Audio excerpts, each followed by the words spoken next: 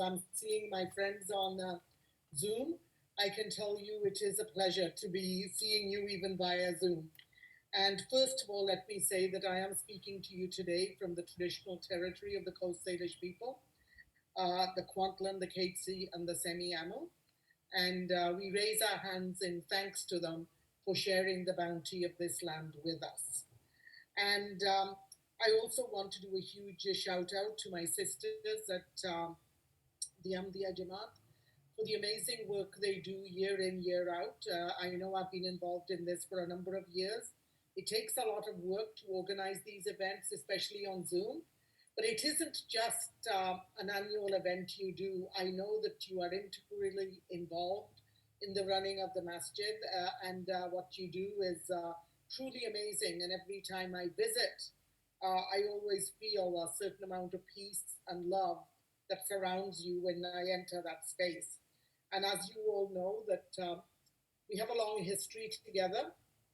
I've had the pleasure of visiting the enclave in London and was greeted by His Holiness and given, I would say, a very detailed briefing on the Jamaat. And also, your Jamaat on River Road has always been welcoming. I was there for the opening and feel like part of that family. And what really strikes me every time I go there is, once again, I know it's all over your program as well, love for all, hatred for none.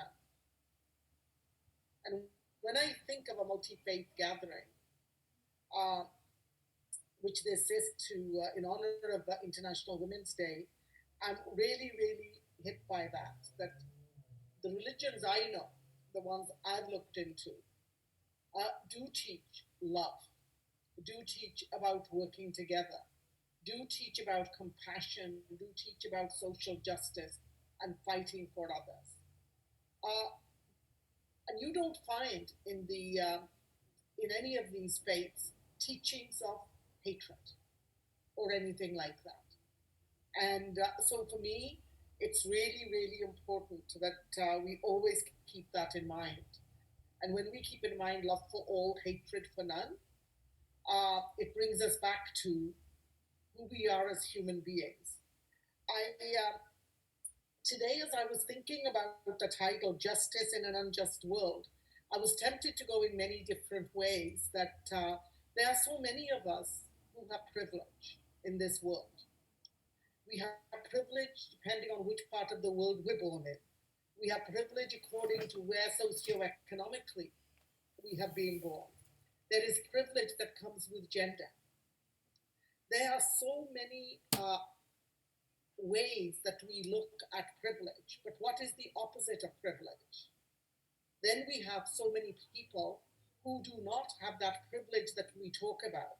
So, how do we involve everybody and build a truly just and inclusive world? And at this point, I do want to bring a message from our Premier John Hogan, and all MLAs to, one, congratulate you and thank you for having this event. But secondly, what a critical part communities, events like this and groups like this help us to fight what I think is a huge issue for us right here in BC right now, and I would say across Canada. When I first arrived in BC, it was in the 70s. I know a couple of you probably were not even born by then, but I don't remember the level of racism that is highlighted today. And maybe it's confinement, maybe it's dealing with a pandemic, but it's maybe brought a lot of stuff that became hidden over the years because we thought we'd done with racism, right? It was done, check mark. But I think this pandemic and what has the Black Lives Matter has brought to the headlines again the need for us to address racism. And racism cannot be addressed by government alone. Government has a job to do with policy. They have a job to do with addressing systemic barriers. But all of us have a role to play. At home, it's about how we talk to our kids.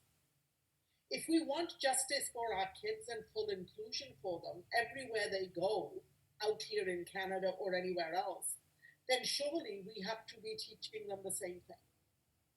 So we have to have these conversations with young kids, but it's more than conversation. It's also about modeling behavior. It's not about do as I say anymore, because the kids will say, well, that's not what you do. It is about doing what we're asking others to do as well. So it is focusing on child rearing practices as well. And if I want I believe religion is a very, very personal, I hold it very dear to my heart. And if I want others to respect my faith and my right to practice my faith, then I need to make sure that I have that perspective towards every other faith. Not just about tolerance here, it's about accepting and it's about celebrating. That it's okay to have our different faiths and different ways we dress and the different food we eat. But out of that, let us find our commonalities. What is it that we can work on together? And what is it that unites us rather than what is it that divides us? And as I think about raising kids in an unjust world, for me, one of the biggest issues we have to address right now is our kids' self-esteem. We have to start talking to our kids, because if they're not feeling good about themselves, then they are not going to feel good about other people or towards other people. And one of the key things I always say, and I'm going to say it here again, is that when we are planting a garden, we take a lot of care. We prepare the soil, we plant the seed, then we water it, we feed it. As it grows, we make sure that it has time to plant the roots. And this is what I'm going to say for each and every one of us. Yes, we live in Canada, we live in a multicultural country. Yes, we all have to learn English, French, all of that. But if we're a multicultural country. If we don't teach our kids about our own heritage and our own roots and where we have come from, we are not helping them with their self-esteem.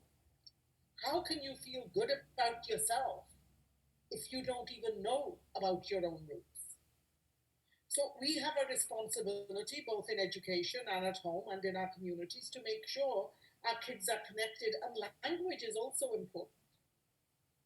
We have now come to realize with the First Nations people that when you lose your language, you actually begin to lose your culture and your identity. So kids can learn many different languages. So it's about the retention of the language. It's about the retention of our heritage. And let me go back that if we want our kids to be strong, because they're going to face many challenges in this world. It's not just this pandemic. They're going to face gangs, the drug scenes that are out there, the peer pressure, everything. But if they have deep roots, they will survive.